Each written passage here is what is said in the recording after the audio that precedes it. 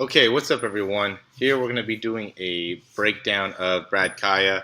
Brad Kaaya is actually a friend of ours. He went to the same high school that my dad's actually a football coach, and he coached there. So he went out to Miami. He's from LA, went out to Miami, has a lot of success, wanted to do a breakdown of him. His mechanics are really pretty sound, but just like everybody, there's some certain compensations that we all have. That's what we're going to talk about. Some things that he does well, some things that he can improve on. One thing that I really like about his throw is that when he loads, and you can slightly see it here, when he starts bringing the ball back, how he brings that front shoulder across his body, kind of brings it towards his right side. So he like loads, and that shoulder's come in inside a little bit, and that makes it so then he can open up and create torque a little bit more that way, or through to the left side. So he preps his body to have that rotation within his spine, which I think is a good way to get extra force out of those obliques and that whole rotation when throwing. And so I think that's a good thing. The next thing that he does, that this is more something that you can improve on, you can tell that he can definitely increase his shoulder range of motion, also increases overall core strength. So when he's coming up overhead, one, he doesn't get a ton of range up over his head, doesn't get that elbow really high, doesn't get that arm really high, but he still ends up hyperextending in his back right there. You could tell that rib cage is flaring out. So what that's telling us is that shoulder range of motion can improve going up overhead, and that core strength can also improve. And that's something that we would definitely work on with him. And that would actually help him in getting more rotation around to the left side as he was throwing. He does a good job, though, of having really a strong left leg as he's throwing. Maybe producing a little bit too much force off the left leg, but usually that decreases accuracy a little bit. But he seems like he's not struggling too much in that department, so he's figuring out a way to really use that left hip to still do a good job with that throw. Here's another one. This is more from the side. See how he loads there, though? See how he brings that left shoulder across? I really like that. I think that's a great way to prep the body and starting to get some force going there.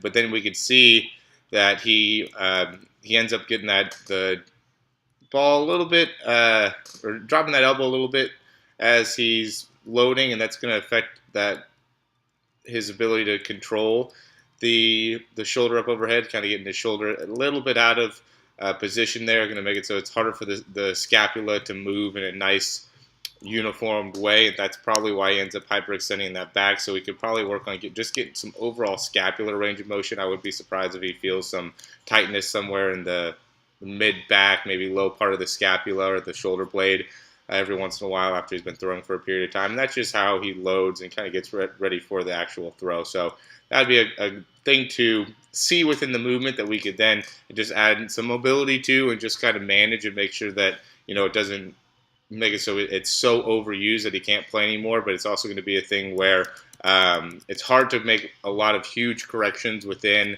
the actual throw to completely change somebody's, mechanics. Overall, he's pretty good. We're all going to have some slight limitations in our mechanics, so being able to work on the areas that are really most needed to improve is really the key, and not even necessarily going and completely changing the throw release. Like for him, I wouldn't make it so we did a huge change in his throw release. What I would do with him is make it so he does a better job of controlling some of the muscles that he's at risk for overusing.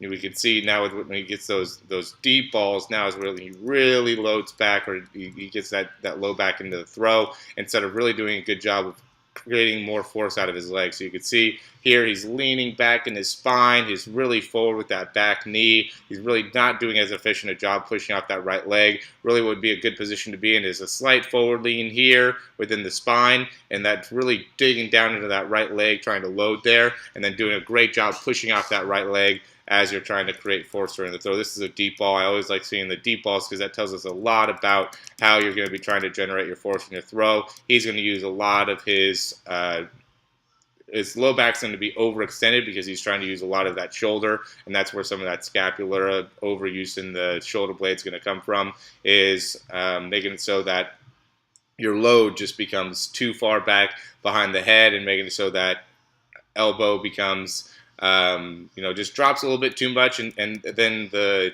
range of how the scapula is moving is just not as efficient as it can be. So It's hard to get to perfect, and it's hard to, again, manage those things. But what I would do is I'd give them stretches to be able to make sure that that kind of mid part of the scapula, maybe lower part of the scapula, would just be stretched out and feel good consistently, because I could easily see that being overused. So, and that's really what we try to do within the performance lab is, we want to make it so if there's a mechanic problem, we're going to fix that mechanic problem and make it so you can, throw more efficiently. But overall, it's more of a physical limitation thing. So we want to help you fire the right muscles, keep mobility in the right joints, just make sure overall your body's moving in a more effective and efficient way, and really see potential injuries before they happen. So if with him, we would see potential tightness within that right shoulder blade before it even came to fruition, and even maybe a little bit of tightness in the low back. And so we would do exercises to really make sure that that doesn't affect him in the future, and keep him out of games, and make it so he had to miss practice, things like that, because that's when you end up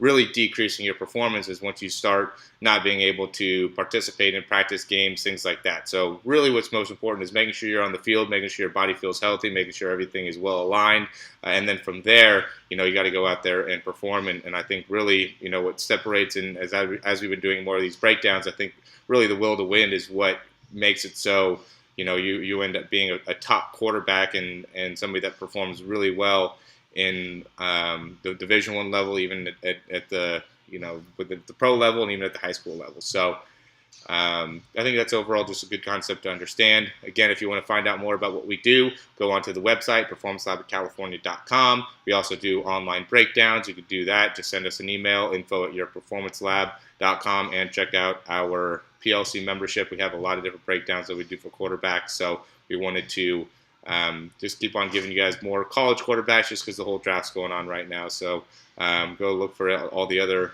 guys. We're going to keep on doing these for the next week or so.